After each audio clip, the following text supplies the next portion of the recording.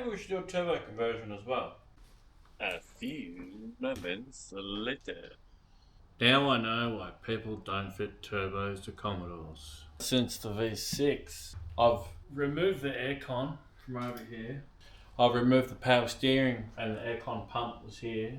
But now we need to reroute the power steering hoses and the power steering pump and the alternator wiring because it's going to get cooked. I've worked out how to do feed for the turbo.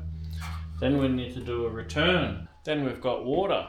We're having a look at fitting a very common turbo kicking about. So if we put this over here, we can get a different exhaust elbow.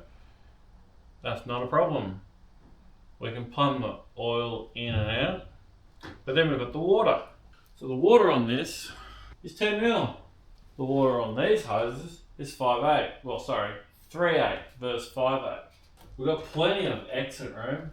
That's beautiful.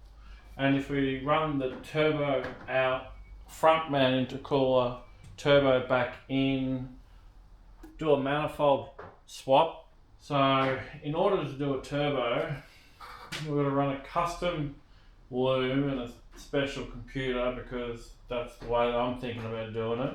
We're going to do exhaust work. Well, that's easy. Least of the dramas. We're going to find the right silicon fittings for the intercooler. We're going to plumb everything up. This thing's going to take weeks. Do you want to wait around for weeks while I play with this thing? Totally understand why these cars get pushed in the corner. Because once you pull them apart, you can't take them anywhere. You can't do anything. And you're always waiting on parts. A silicon joint, a piece of pipe, an adapter.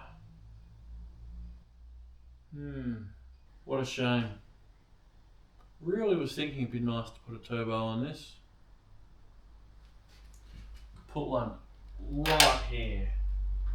Have it high, low. We've got our oil feed ready to go. Maybe that would have been better further around the front. Still possible. Have seen it done. Boy, do they go good. It's a lot of work.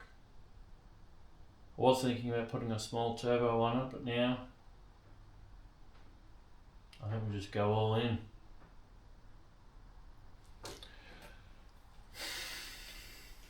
What do you think, YouTube? Yay or nay?